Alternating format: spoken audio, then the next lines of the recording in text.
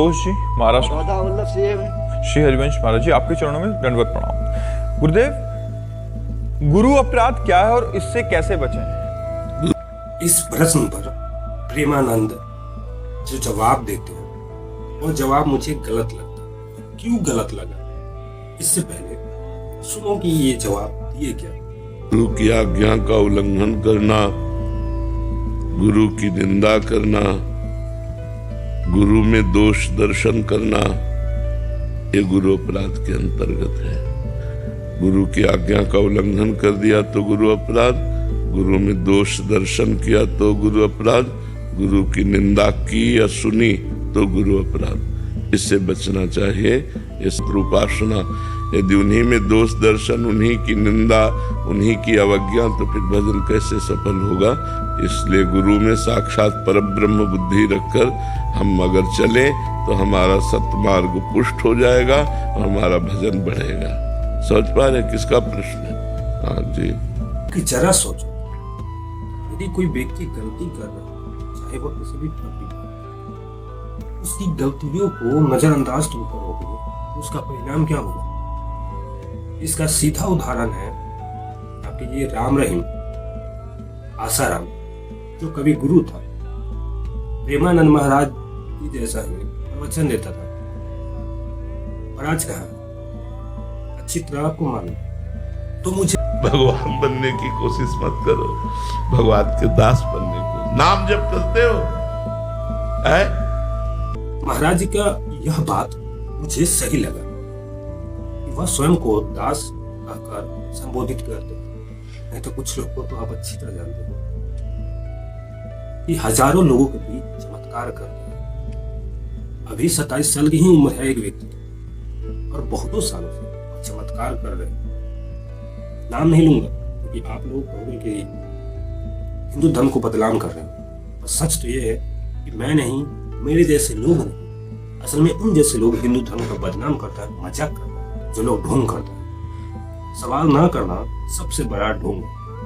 मैं ऐसे ही कुछ प्रश्न लाऊंगा उन व्यक्तियों पर जिन पर प्रश्न करना आपको संभव नहीं लगता होगा। जहां आप अपनी आंख बंद करेंगे, मैं वहीं आपके आंख बंद नहीं करने दूंगा। चाहे कोई भी व्यक्ति आंख बंद कर विश्वास नहीं करना चाहिए। मैं कुछ ऐसे ही वीडियो लाऊंगा, शायद आपकी कल्पना से बाहर हो। निशांत जी नोएडा से, राधे राधे महाराज जी। महाराज जी, गीता में लिखा है कर्म करो, फल की चिंता ना करो, पर फल का मोह बार बार मन को पकड़ ले, तो क्या ये भक्ति की कमजोरी है या शरणागति अधूरी है? भगवान पे विश्वास की कमी है। जब असत कर्मों का फल अवश्य मिलता है तो सत्कर्म का फल तो प्राप्त होगा ही। फल की आकांक्षा करने पर भगवान ने इसलिए रोक लगा दी कि जैसे आपने बहुत अच्छे नंबरों से पास हुए, आपके पास डिग्री है, पर आपको नौकरी नहीं मिल रही है क्योंकि आपको प्रारब्ध दुख देना चाहता है, वो आपको असफल करना चाहता है, आपका पूर्व प्रारब्ध। अब आप इतना पढ़े लिखे और आपकी नौकरी नहीं लगी, पढ़ाई लिखाई का तो फल है ना कि हमारा व्यापार, हमारी नौकरी, और उसमें असफल है तो आप निराश हो जाएंगे। बहुत से लोग जैसे पढ़ाई में से फसल नष्ट हो जाने पर वो आपकी बात सोच लेते हैं। बहुत से ऐसे परिणाम हैं जिनमें हम पहले से निश्चित कर लेते हैं, व्यापार या खेल या किसी विषय में, तो परिणाम के लिए भगवान आदेश करते हैं सुख दुखे समय कृत्वा लाभा लाभो जया जयो। सुख और दुख में, लाभ और हानि में, जय और पराजय में तुम समान भाव रखो। कर्मण्येवाधिकारस्ते मा फलेषु कदाचन। तुम केवल कर्म करने पर अधिकार रखो, फल पर नहीं। फल तो मैं निश्चित करूंगा क्योंकि फल पूर्व प्रारब्ध से प्रेरित देखा जाता है।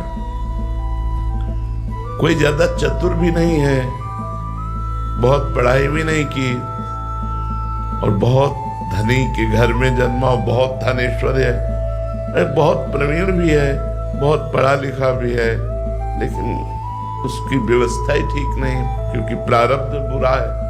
तो ये पूर्व प्रारब्ध से आधारित होने पर असफलता और सफलता मिलेगी।